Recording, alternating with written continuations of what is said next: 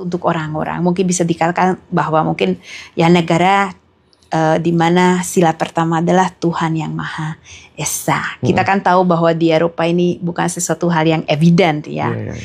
Agama itu adalah urusan pribadi, dan saya juga berasal dari negara yang dijajah komunisme selama 40 tahun, di mana filosofi Marxisme diajarkan bahwa materi adalah kenyataan yang paling mutlak. Jadi tidak ada apapun di luar materi. Nah, saya tumbuh besar di era seperti itu.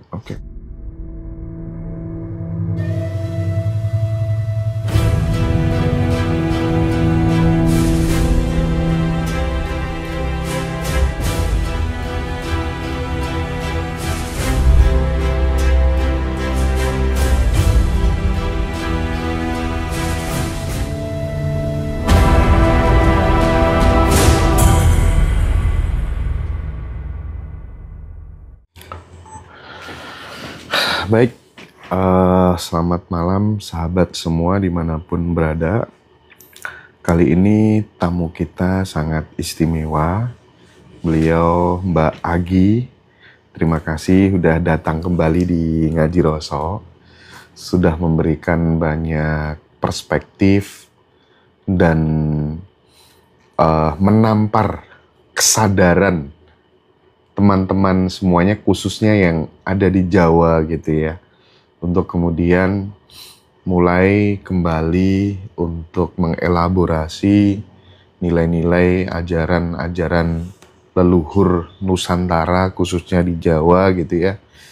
Padahal Mbak Agi sendiri bukan orang Jawa aslinya, tapi justru kemudian menggandrungi ajaran-ajaran leluhur Nusantara gitu. Baik Mbak Agi, aku to the point aja. Terima kasih atas kesempatannya Mas Hendra. Rahayu. Rahayu. Oke. Jadi gini Mbak Agi.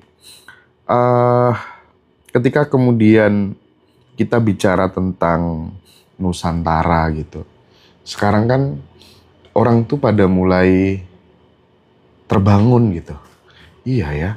Selama ini tuh kita selalu dicekoki dengan cerita-cerita leluhur bangsa asing gitu. Kemudian kita mengidolakan, mendewa-dewakan, memuja-muja gitu ya. Sementara leluhur-leluhur kita sendiri, khususnya yang orang Jawa, orang Sunda, itu justru malah kita lupakan gitu ya. Kita terpana, terpesona, bahkan setor uang ke mereka gitu ya. Ini bagaimana sih ceritanya atau mungkin perspektifnya Mbak Agi melihat fenomena seperti ini dulu? Kita berangkat dari sini dulu mungkin. Baik, kalau saya mempertimbangkan sebenarnya fenomena yang serupa di seluruh dunia terjadi. Jadi tidak khususnya Indonesia. Kenapa? Karena ada sebuah sudut pandang yang mulai dari mungkin zaman pencerahan ya, abad ke-18, bahwa kita adalah manusia modern yang sangat mutakhir, canggih, cerdas, memiliki segala modalitas untuk memahami semua hal, dan kita membuat semacam rekonstruksi sejarah di mana kita selalu memposisikan manusia modern dan manusia Eropa sebagai manusia yang paling berkembang baik ya. Dan dibandingkan itu nenek moyang, leluhur, peradaban-peradaban yang ada pernah di bumi selalu terlihat sebagai sesuatu yang primitif. Nah, kalau kita memperhatikan peradaban-peradaban kuno, kita melihat bahwa mereka punya banyak sekali hasil, bahkan yang kita masih bisa temukan, yang kita pahami aja tidak bisa. Misalnya Mesir kuno, bagaimana mereka bisa membangun bangunan dengan presisi seperti itu, atau bangunan-bangunan yang bersifat megalitik di seluruh dunia, misalnya Gunung Padang di Indonesia. Jadi saya justru punya sudut pandang bahwa bukan kita yang canggih, tapi manusia dulu yang canggih. Tapi kita di dalam keangkuhan tidak memahami bahwa kita sebenarnya tidak memahami apa yang mereka wakili dulu. Jadi saya merasa dan melihat bahwa ini juga terjadi di Hongaria misalnya di tempat usul saya, di mana nenek moyang itu dianggap sebagai makhluk yang ya mungkin bisa dikatakan agak primitif dibandingkan kita yang sekarang modern. Begitu Mas Hendra. Jadi saya melihat ini memang terjadi dimanapun dan mungkin bisa dikatakan pemalsuan atau distorsi terhadap sejarah itu juga memainkan peran di dalam hal ini. Jadi memang kita dijauhkan dari sumber sejarah, tapi juga dijauhkan dari sumber-sumber sakralitas. Ya gimana? Karena memang sejarah itu sebagai ilmu pengetahuan punya metode tertentu ya, punya sumber-sumber tertentu, artefak dan lain sebagainya, ada yang primer, sekunder, tersier. Tapi di luar itu ada nanti satu lapisan yang begitu kuno hingga kita sudah tidak ada artefak.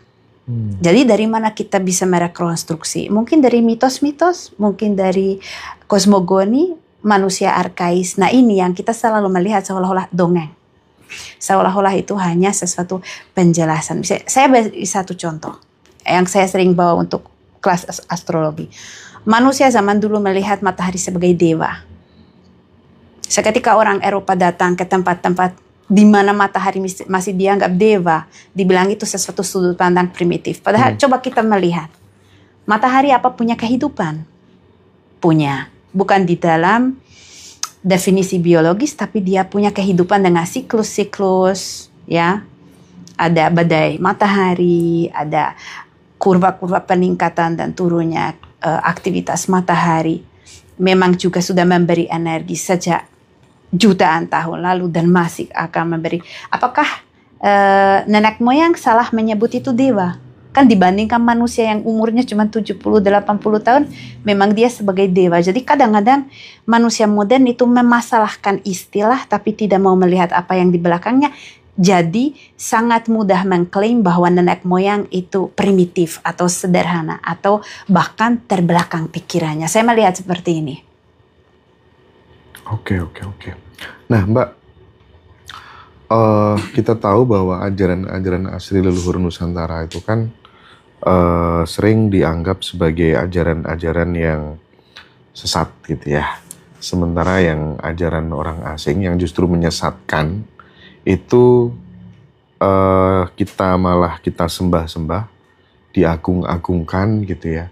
Nah, nenek-nenek moyang kita, leluhur-leluhur kita, sebenarnya secara eksistensi, secara energi gitu ya, masih ikut berperan nggak sih terhadap sebuah kebangkitan anak cucunya ini, supaya kemudian memori-memori kesadaran di masa lampau itu kemudian bisa muncul lagi gitu. Sebenarnya secara perspektif spiritualnya Mbak Agi kira-kira gimana gitu? Kalau saya merasa begini Mas Hendra, seketika saya tahun 2004 datang ke Jawa pertama kali, saya bisa merasakan bahwa memang tempat ini energinya beda dengan Eropa, beda dengan negara-negara yang saya kunjungi sebelumnya. Jadi misalnya ada banyak sekali kejadian yang bahkan spontan, tanpa persiapan saya datang ke satu tempat, saya bisa mencapai kondisi kesadaran yang beda dengan keseharian. Tanpa saya ada upaya kayak, sekarang aku meditasi mendalam atau saat ini saya kontemplasi yang mendalam. Jadi bisa dikatakan ada sesuatu energi yang sangat mensupport. Dan tentunya itu masih tersedia. Ya, nah ini nanti interpretasi kita ini memang sesuatu bioenergi atau ini sesuatu yang juga ada hubungannya dengan kehadiran leluhur di tanah Jawa.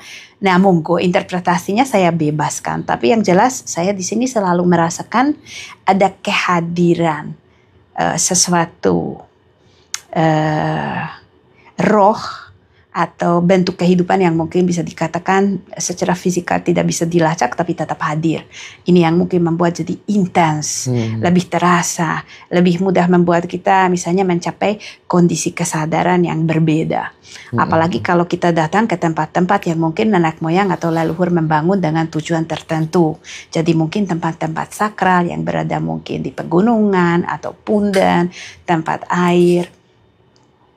Jadi saya merasa sebenarnya masih sedia dan sebenarnya memang energi ini bahkan sangat-sangat bermanfaat untuk banyak sekali orang, tidak hanya untuk orang yang tinggal di sini. Jadi kita lihat bagaimana Bali menjadi pusat healing dunia. Kenapa? Ya karena memang bisa dikatakan dari kearifan, dari ajaran leluhur, serta apa yang masih diikuti oleh orang Bali, memang semuanya bisa mendukung secara maksimal. Begitu pula di Jawa, kalau misalnya kita datang ke tempat-tempat sakral, kita bisa merasakan ya sesuatu kehadiran, dan sekaligus kita juga merasakan seiring kehadiran ini juga kondisi kesadaran kita bisa naik dan kita bisa melihat hal-hal dari sudut pandang yang mungkin sedikit lebih elevate atau rise above. Oh iya Mbak, punten. Jadi sebelum saya masuk ke lebih dalam lagi gitu ya tentang obrolan kita pada kesempatan malam hari ini, mungkin bisa diceritakan gitu. Awalnya masuk Indonesia itu dulu gimana sih? Kan Mbak Agi kan sebagai seorang sinden juga kan. Terus kemudian sekarang punya kesibukan untuk kemudian memberikan edukasi kepada masyarakat tentang banyak hal gitu ya. Yang mungkin nanti akan coba kita explore pelan-pelan ya teman-teman semua gitu. Terus kemudian concern di sini itu apakah ini bagian dari misi jiwanya atau seperti apa? Padahal bukan orang asli tanah Nusantara ini. Ya itu belum tentu. Nah, oh gitu ya. Oh, saya coba. Mungkin bisa diceritakan ya Mbak Agi gimana sampai kemudian punya interesting yang luar biasa tentang hal ini. Oke, jadi ceritanya saya lahir di Budapest tahun 1980, dan setelah saya lulus SMA, saya belajar di kuliah 2 jurusan ya. Maunya awalnya double degree, jadi saya sastra dan antropologi kebudayaan. Okay. Melalui antropologi kebudayaan saya akan menemukan tulisan-tulisan Clifford Geertz tentang Jawa. Mungkin pernah baca buku dia tentang kejauhan, itu sangat terkenal ya. Dan seketika saya baca khususnya apa yang ditulis Clifford Geertz tentang wayang sebagai comprehensive art yang mewakili banyak sekali jenis art. Di dalamnya ada seni rupanya, ada seni musiknya, ada seni tarinya, ada politik, etika, filosofi, semua lah. Saya melihat, ini sangat asik. Ini lahan yang subur. Dan kalau dimungkinkan saya ingin mempelajari ini. Dan di situ ada informasi dari salah satu teman saya bahwa memang pemerintah Indonesia setiap tahun mengadakan sebuah beasiswa untuk orang luar negeri untuk mempelajari seni tradisional. Nah ini menarik juga karena namanya Dharma Siswa ya ini ya. Nama itu kan pilihan yang menurut saya sangat tepat karena ya siswa itu murid, Dharma itu kan ya kata yang sangat indah. Jadi akhirnya saya apply, dapat, dan datang ke Solo. Saya apply di jurusan pedalangan. Jadi saya masuk jurusan pedalangan yang tentunya merupakan tantangan. Karena teman-teman sekuliah saya, sebangku saya itu di jurusan pedalangan kebanyakan anak dalang yang dari kecil sudah belajar mendalang. Jadi mereka udah bisa nyabet, sudah bisa ngeprak, sudah bisa dodokan, sudah bisa antawacana dan lain sebagainya. Sedangkan saya kan dari Eropa kan gak bisa apa-apa gitu. Memang dari awal saya tidak ada niat menjadi dalang, jadi saya ingin mempelajari sebagai seorang yang dari ranah antropologi kebudayaan. Jadi harapan saya seperti itu. Dan seketika saya masuk, saya menyadari bahwa ini begitu banyak, mendalam, kompleks sehingga 1 tahun itu nggak cukup untuk melakukan penelitian yang sesungguhnya. Jadi akhirnya aku lepaskan, jangan terlalu obsesi bahwa aku harus penelitian, aku harus menghasilkan sesuatu ya. Penelitian dari ini aku ingin membaur. Dan saya dari awal sangat-sangat ya mudah berteman dengan orang lokal, Jawa maupun luar Jawa. Dan pada akhirnya 1 tahun berlalu dan saya juga diarahkan oleh salah satu guru pedalangan saya, Pak Joko Rianto, untuk belajar vokal Jawa. Setelah mendengar saya lumayan bisa memahami pitch yang ada di dalam sistem musik pentatonis. Jadi 1 tahun berlalu dan aku sudah yakin bahwa saya tidak mau pulang. Tidak mau pulang karena saya datang ke sini sudah mendapatkan semacam rasa pulang. Oke. Jadi ini ini mungkin rumah saya yang ingin gitu ya ibaratnya ya. Jadi gini, saya pertama kali di Solo, dan Solo saat itu tahun 2004 sangat berbeda dengan sekarang. Jadi terasa sebuah kampung besar yang disebut kota. Dan seketika saya sore jalan di sekitar kampus itu terasa seperti zaman aku kecil dan bermain di sekitar nenek saya. Jadi merasa ada kenyamanan, ada rasa secure yang luar biasa, ada rasa kayak aku bisa trust orang-orang. Dan yang dari awal membuat saya sangat merasa home, karena di sini hal yang saya dari kecil meyakini itu sesuatu yang evident untuk orang-orang. Mungkin bisa dikatakan bahwa mungkin ya negara di mana sila pertama adalah Tuhan yang Maha Esa. Kita kan tahu bahwa di Eropa ini bukan sesuatu hal yang evident ya. Agama itu adalah urusan pribadi, dan saya juga berasal dari negara yang dijajah komunisme selama 40 tahun, di mana filosofi Marxisme diajarkan bahwa materi adalah kenyataan yang paling mutlak. Jadi tidak ada apapun di luar materi. Nah, saya tumbuh besar di era seperti itu. Dan saya dari kecil tahu tanpa dikatakan orang tua atau tanpa mereka memberi saya sesuatu perangkat agama, ya, bahwa ya tapi aku tahu bahwa ada Tuhan dan Tuhan sayang aku. Jadi itu mungkin semacam hal yang bagi saya begitu jelas, seperti aku punya dua telinga, dua mata, sangat clear, sangat jelas. Seketika datang ke Indonesia ini adalah sesuatu hal yang terasa jadi sangat home, bahwa hal ini untuk orang sini masih evident. Artinya kita bisa mengatakan bahwa proses penurunan atau turunnya kesadaran spiritual yang mungkin seperti di dunia barat sudah berlangsung cukup lama, semacam kemerosotan, di sini belum terjadi. Begitu.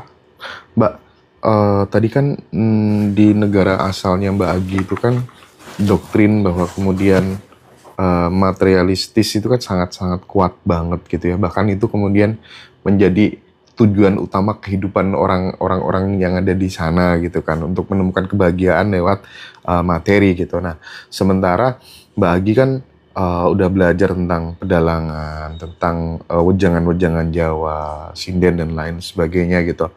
Apa sih paradoksnya ketika kemudian kadang kita ini kan mati-matian mengejar sesuatu yang nggak akan kita bawa mati gitu kan ibaratnya. Nah di Jawa nilai-nilai gitu, pandangan tentang materialistis itu yang kemudian masih tersimpan, dan kemudian banyak sekali anak-anak muda kita, orang-orang dewasa yang belum bisa menggali sampai inti sarinya itu apa sih kira-kira gitu, yang mungkin bisa dibagi ke teman-teman gitu Mbak Agi. Iya, mungkin di pandangan saya sebenarnya masalah dikotomi barat dan timur ini juga sesuatu yang diada-adakan ya, karena saya meyakini bahwa sebenarnya kemampuan spiritual semua manusia sama, entah itu lahir dia adalah seorang Eskimo atau lahir di Amazonia atau bahkan di Jawa atau bahkan di Hongaria.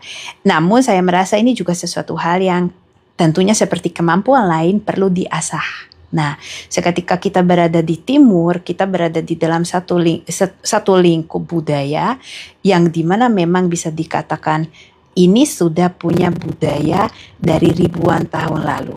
Untuk bagaimana kita mengasah kemampuan spiritual tersebut supaya mencapai potensi maksimalnya. Sedangkan bisa dikatakan di barat, karena di situ banyak sekali peralihan tren, era, zaman, dan terutama power ya, pusat peradaban dengan sistem kuasa tertentu, hal ini sudah agak tenggelam.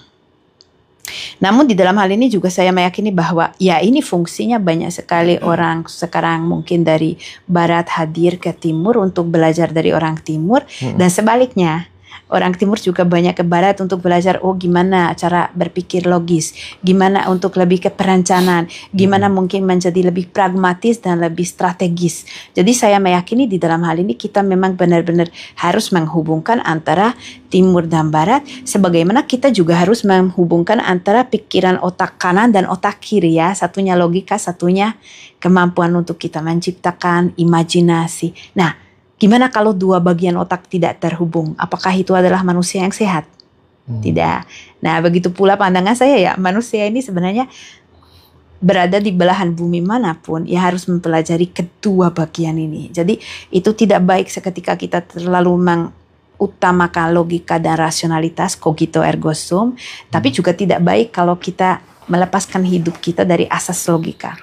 Karena saya juga sejauh ini, selama saya ada di sini dan juga sebelumnya kan, mungkin yang kemarin sudah nonton ngaji Rosso sudah mendengar bahwa aku dari kecil memang sangat tertarik dengan tradisi esoterik barat. Jadi bahkan dari usia yang masih sangat-sangat belia ya, mungkin bisa dikatakan 7-8 tahun saya sudah mulai secara otodidak mempelajari astrologi. Terus usia 10, 11, 12 tahun saya sudah mempelajari alkimia, kabbalah dan lain sebagainya. Jadi pendekatan ini berarti sebenarnya di sini kita benar-benar perlu menghubungkan dua jenis cara berpikir. Dua jenis cara berpikir. Jadi anti logika itu menurut saya tidak baik. Bahkan menurut pengalaman saya selama saya mempelajari tradisi esoterik maupun saya mempraktekkan, di dalam spiritualitas pun ada logika. Okay. Nah ini dia. Nah, Mbak, aku balik lagi ya pada saat kemudian kita hidup itu tidak bisa menemukan peran jiwa kita gitu ya. Ya kita kan terpontang-panting. Ada orang begini kita pengen ikut seperti ini gitu. Kita lupa, kita tidak tahu gitu ya. Misi atau peran jiwa kita itu sebenarnya apa gitu. Kaitannya peran jiwa dengan astrologi itu sebenarnya apa sih, Mbak? Kalau dari segi pribadi saya, aku dari kecil begitu lancar mempelajari astrologi hingga saya menyadari aku bukan mempelajari tapi saya mengingat. Oke. Ya. Mengingat ya. Artinya sebelumnya udah pernah belajar. Iya, seperti itu. Jadi saya seketika belajar itu sangat lahap, sangat lancar. Jadi seolah-olah Anda itu mungkin melupakan sesuatu tapi tiba-tiba baca atau mendapatkan reminder terus akhirnya aku menyadari kembali. Jadi mungkin ada orang yang kalau mempelajari astrologi butuh upaya yang sangat besar untuk mempelajari analogi zodiak, analogi planet dan piranti-piranti paling mendasar di dalam astrologi. Kalau saya itu benar-benar seperti mengingat. Jadi sangat lancar. Dan dari awal orang tua saya sangat support. Jadi saya pada akhirnya seketika usia 17 mau mulai mempelajari astrologi secara formal, ibu saya sangat support asal pelajaran di sekolah tetap tidak diabaikan. Dan seketika saya mempelajari secara formal dari seorang guru bernama Kaloyanu, dia terkenal sekali di Hongaria, senior astrolog, saya saya mudah sekali memahaminya. Nah, di sana betapa ada kesadaran tentang misi jiwa, saya rasa belum. Namun aku tipe orang yang selalu kalau mau mempelajari sesuatu tidak punya obsesi dulu. Oke. Ya, jadi begitu pula dengan sindanan. Aku mempelajari sindanan gak ada obsesi bahwa aku harus menjadi pesindan. Enggak, saya senang, saya menikmati. Selama saya menikmati, saya mempelajari dan nanti kita lihat aja. Proses dijalani dulu. Begitu pula dengan astrologi. Saya senang tapi saya tidak ada pikiran bahwa aku ingin menjadi seorang astrolog. Dan ini menurut saya satu hal yang sangat penting bahwa kita jangan berangkat dengan aku pingin jadi A, aku pingin jadi B dan sangat takut tidak menjadi apa-apa. Nah ini. Karena orang-orang, mohon maaf saya melihat apalagi sekarang di Indonesia selalu ada SOP.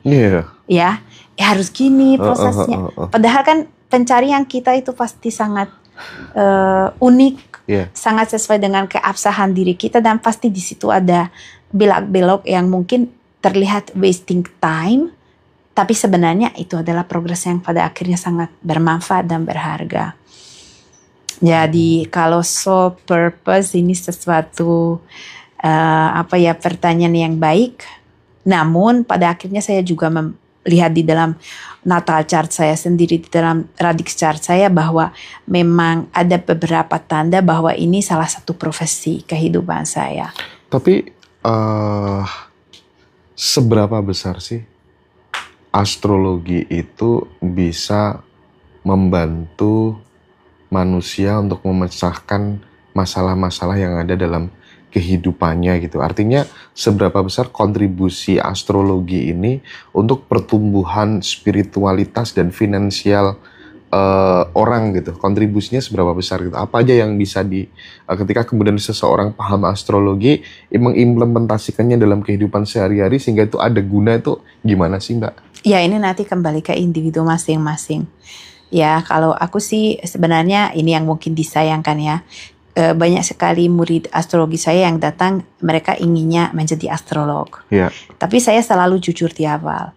Kamu bisa mempelajari astrologi, belum tentu bisa menjadi astrolog. Jadi ini nanti dari birth chartmu juga kita akan lihat.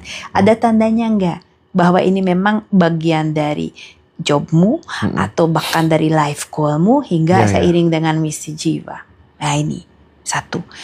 Kalau di luar ini, orang yang mungkin tidak mau memahami astrologi secara mendalam, cuman kadang-kadang datang ke saya misalnya untuk konsultasi. Sejauh ini saya melihat bermanfaat, namun itu tidak hanya tentang saya ya. Jadi saya selalu bilang, aku sebagai astrolog bisa melakukan pemetaan. PR itu tetap padamu.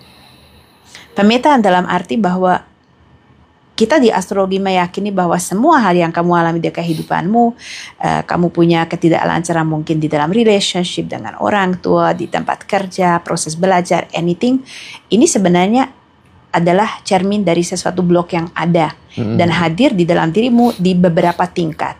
Bisa di bidang fisik, bisa di tingkat astral, bisa juga di tingkat spiritual. Nah, saya sebagai astrolog tugas saya adalah pemetaan. Saya melakukan pemetaan dan saya bantu menyadari beberapa hal yang mungkin selama ini belum dilihat, belum disadari. Tapi nanti itu kembali ke individu, betapa banyak bisa dia mengintegrasikan dari hal-hal yang saya sudah menyorotkan dan dia mau invest energi dan waktu berapa banyak untuk dia lebih dalam mempelajari bagaimana cara kinerja dirinya. Jadi aku bisa mengatakan mungkin memang manfaatnya cukup besar sebagai alat untuk mengetahui dunia maupun diri. Namun nanti kembali ke masing-masing individu, mereka mau seberapa jauh mengejar. Oke. Ya, selama jadi sinden, lagu apa sih, gending apa mungkin yang paling seneng banget gitu dibawakannya gitu? Kalau saya gending klasik yang paling saya senang itu adalah gending Bani-Bani. Coba dong ini nggak bisa, itu tidak bisa tanpa iringan. Oh gitu ya? Iya. Tapi ada nggak yang mungkin satu gending yang mungkin bisa dibawakan tanpa iringan gitu, biar teman-teman tahu gitu? Oke, nanti ini tak siapin dulu, terus nanti kita cuplik di belakang aja gitu ya. Tak pikirin dulu ya. Kalau jadi sebenarnya belajar pedalangan dulu baru gending, baru jadi sinden. Jadi ceritanya saya masuk pedalangan dan diarahkan sama dosen saya untuk belajar vokal. Lalu karena biasanya kalau perempuan belajar sindenan, jadi saya mempelajari khususnya pesinden. Jadi sindenan itu kan vokal tunggal di dalam ensemble gamelan. Itu prosesnya mulai di tahun 2005. Terus mulai dari 2009 saya bekerja sebagai pesinden panggung, kolaborasi dengan dalang-dalang, sempat juga mengikuti dalam arti saya menjadi bagian dari rombongan atau trupnya, terus menjadi sinden kawannya, yaitu mendiang atau suwargi Pak Mantep Sudarsono. Jadi termasuk dia juga salah satu guru saya di dalam bab bagaimana dunia pewayangan, bagaimana bab dunia karawitan, sindenan. Suka dukanya jadi pesinden tuh gimana sih Mbak? Sukanya mungkin ya? Sukanya itu banyak. Sukanya banyak. Pernah nggak sih digoda-goda sama dalangnya nikah sama aku? Kalau aku sih melihat sebenarnya sinden itu adalah profesi yang sangat utama atau mulia. Kenapa? Karena pesinden secara tradisional sebenarnya membawakan tembang yang mengandung ajaran yang sangat mulia, ya. Jadi ajaran yang mencerminkan sebuah filosofi dan tata nilai orang zaman dahulu, orang Jawa khususnya. Namun sayangnya bagaimanapun sinden itu sering sekali masih dilihat sebagai wanita penghibur. Meskipun kan banyak sekali teman saya juga sinden yang sudah lulusan S1, S2, bahkan ada yang S3, tapi masih sering sekali dilihat sebagai ya wanita yang mungkin bisa dibelanja, bisa digodain untuk menghibur, tidak hanya di dalam konteks seni. Kalau aku sih melihat suka dukanya ada di situ. Kadangkala kita mengalami keadaan saat misalnya pentas di satu lingkungan di mana kita melihat bahwa sebenarnya kurang dimanusiakan, kurang dihargai. Tapi saya secara pribadi, mungkin juga sebagai sindan luar, mendapatkan support dan bantuan luar biasa dari semua dalang, semua teman-teman seniman yang saya pernah kerjasama, dan ini sesuatu rasa yang luar biasa. Saya sangat bersyukur. Oke. Wih, keren ya. Jadi gini, oke lah, nanti aku akan explore lebih jauh tentang dunia presidenan gitu ya. Silakan. Kita break dulu sejenak.